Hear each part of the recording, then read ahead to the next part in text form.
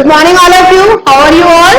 So today we will do the question answers of chapter number 3, class 6. It is our first part, mapping your neighborhood. So we will discuss 8 short question answer. What was the first question?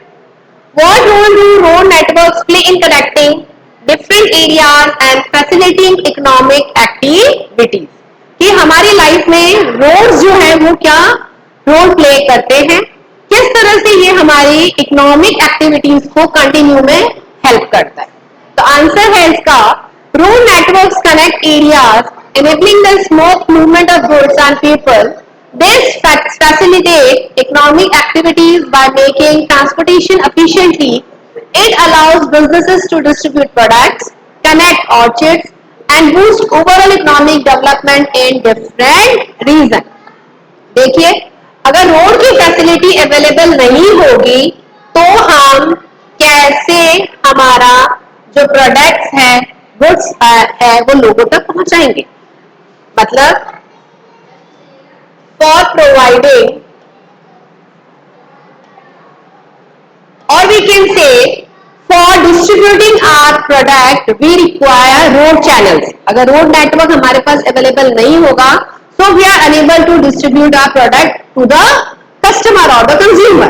तो we require the road network. उसी के through हमारी जो economic activities होगी वो smooth running कर पाएगी, otherwise वो नहीं हो पाएगी और हमारा इकोनॉमिक डेवलपमेंट नहीं हो पाएगा. Now the next question, differentiate between the major crops festival in India and their significance in the different regions. different regions में different crops grow करी जाती है और उसके अकॉर्डिंग हम हमारे फेस्टिवल्स भी सेलिब्रेट करते हैं.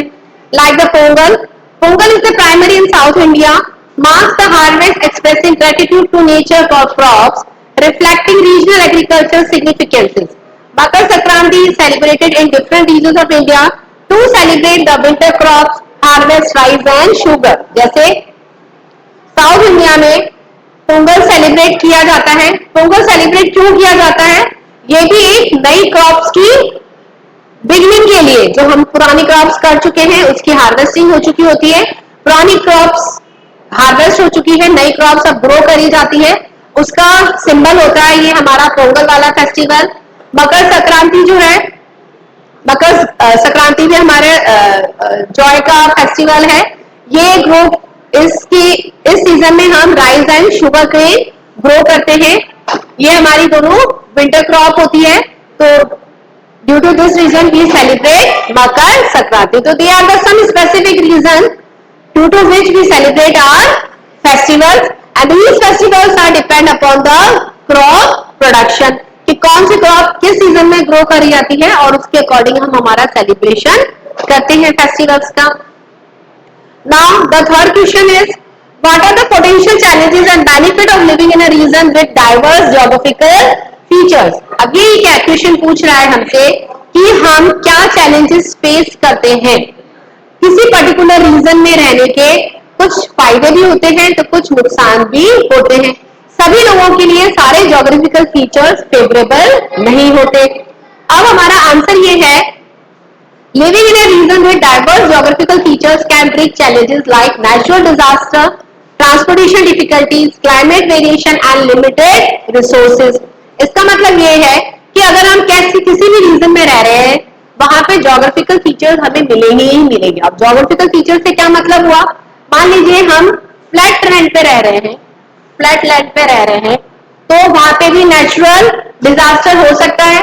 अगर आप हिली एरियाज पे रह रहे हैं तो वहां पे भी लैंडस्लाइड हो सकती है, नेचुरल डिजास्टर हो सकता है, फ्लड आ सकता है, अर्थक्वेक आ सकता है, क्लाइमेट का वेरिएशन हो सकता है, कभी बहुत ज्यादा हैवी रेन हो सकती है, कभी बिल्कुल एरिड रेन हो सकती है.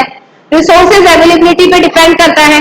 कई जगह हमारे पास अबंडेंट रिसोर्सेज अवेलेबल होते हैं और कई जगह रिसोर्सेज मिल पाए जाते हैं, राइट. तो these are the some geographical features जो हमारी लाइफ को कहीं न कहीं अफेक्ट करते ही करते हैं.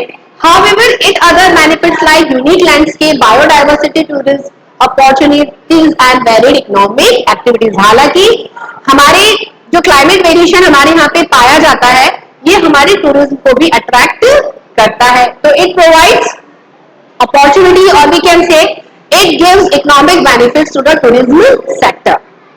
Now come to the long question answer.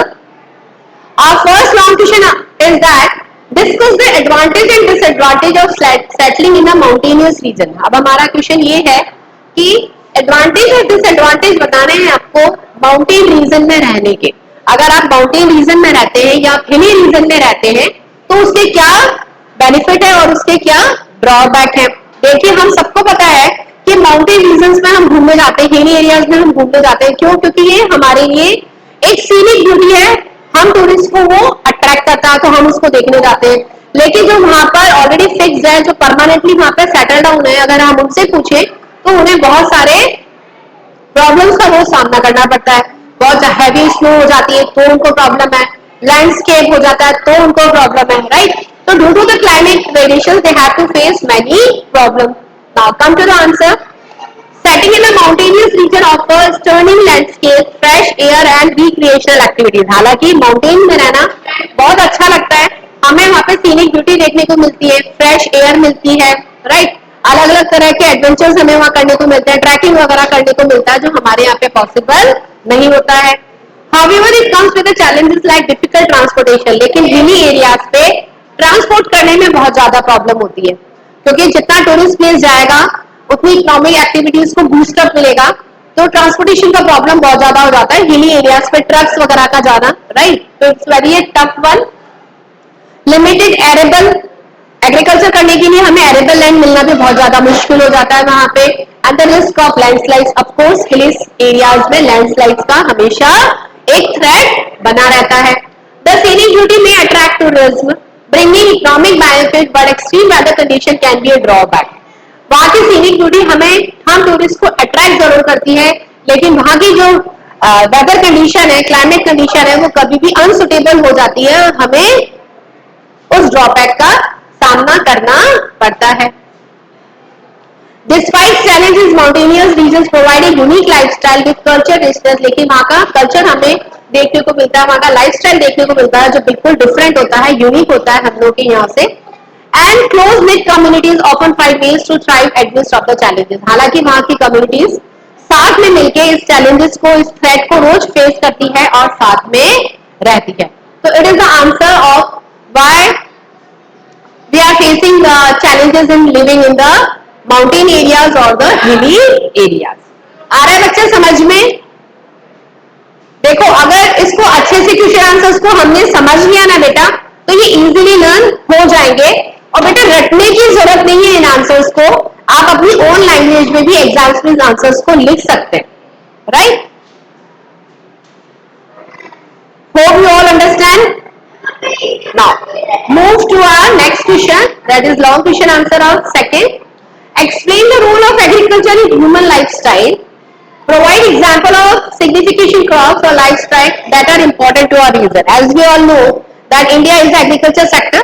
About 3/4 of our population is depend on the agriculture sector. So of course it plays a very important role in our life.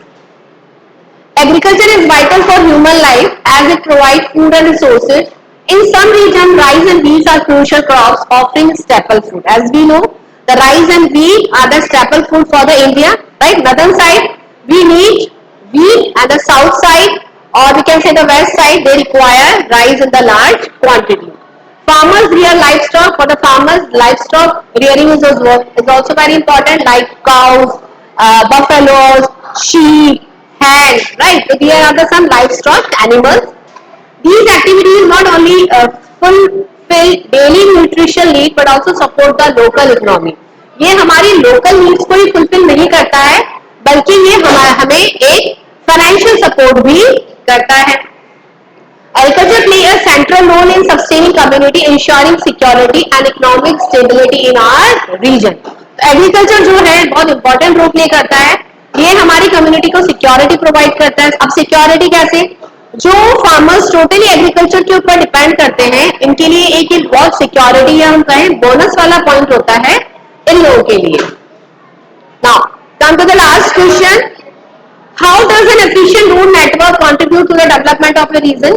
ये हमने short में भी first answer किया था कि road network हमें किस तरह से हेल्प करता है. Then efficient road network contributes to region development by connecting areas and making transportation faster. देखिए रोड टू रोड अगर कनेक्टिविटी होगी तो हमारा ट्रांसपोर्टेशन भी कैसा होगा, फास्ट होगा. कैसा होगा हमारा ट्रांसपोर्टेशन, फास्ट होगा.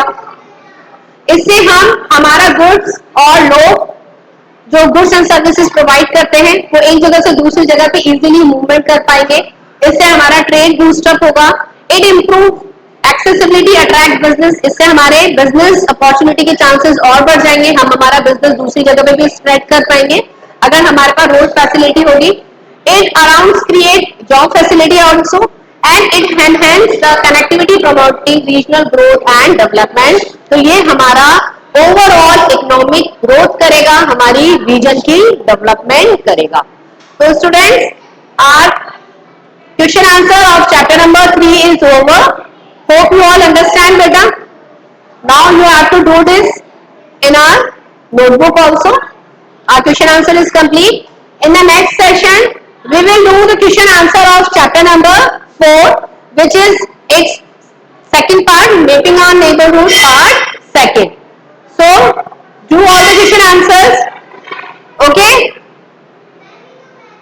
So class, we will meet in the next session with the question answers of chapter number 4.